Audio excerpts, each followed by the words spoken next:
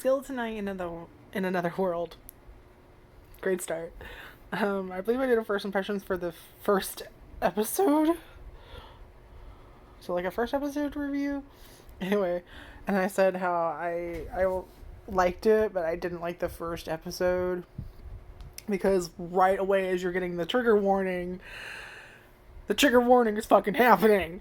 Like, Goblin Slayer gave us like a good 5 minutes, I think, and then no, like second in, there's the warning, there's the thing that's supposed to be triggering you right on the screen. And he's like, could you not give me like 30 seconds to read the fucking thing? To like brace myself? No? Okay.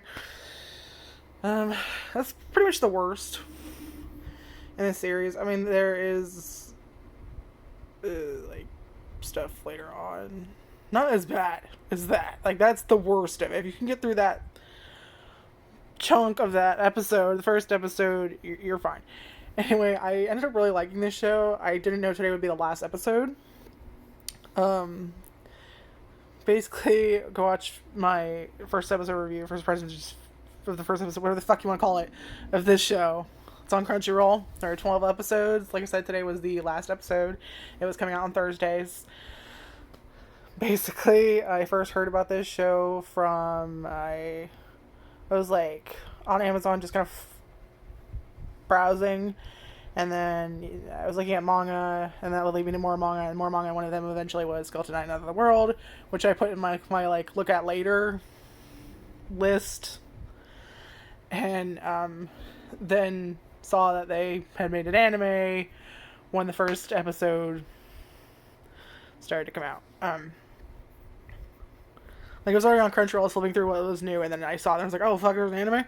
Like, I didn't see, like, I think I saw a trailer, actually. And then I was fucking around on Crunchyroll, and then I saw that they had added it on Crunchyroll. Anyway, I really do like the show. It got better for me after the first episode. The first episode was probably the worst for me, simply because of that beginning of the episode of her. Basically, she, like, never shows up again. I thought she was going to at one point later on in the series. I thought they were hinting at her. But no, it's someone else. But essentially,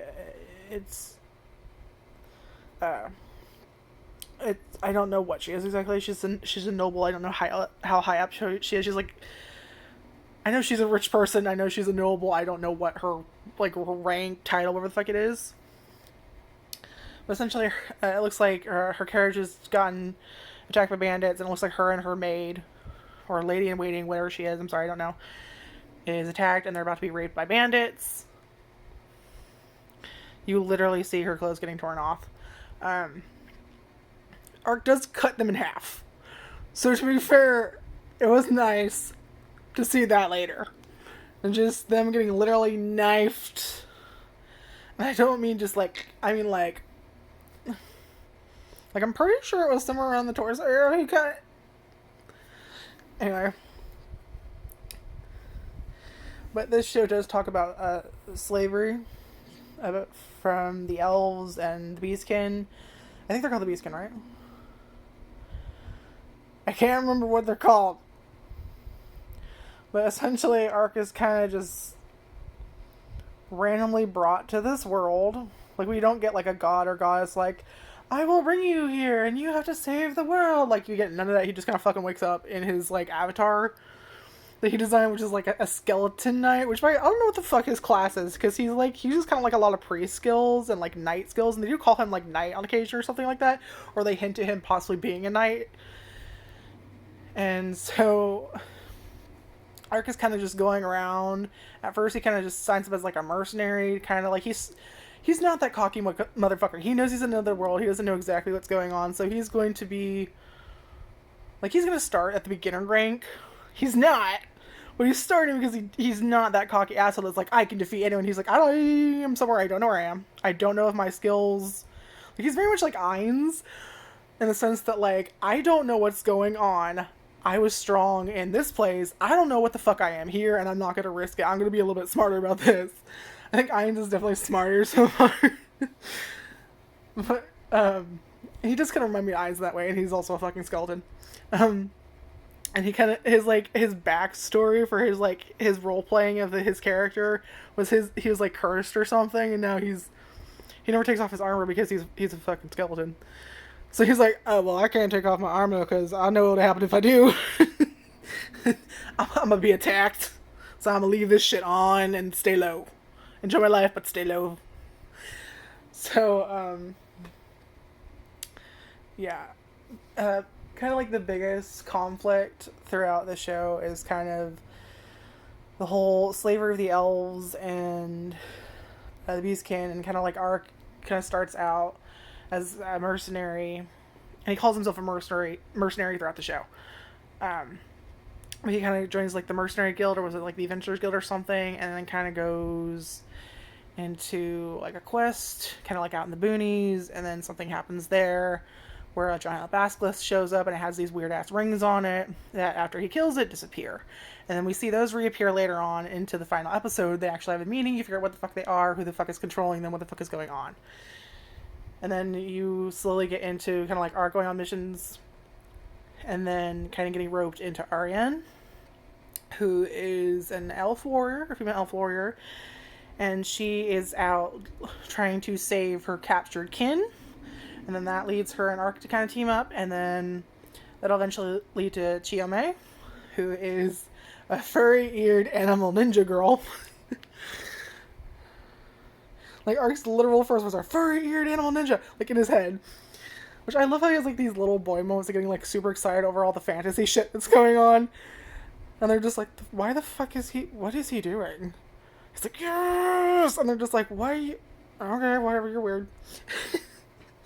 And he ends up bonding with one of like the other ninjas or whatever.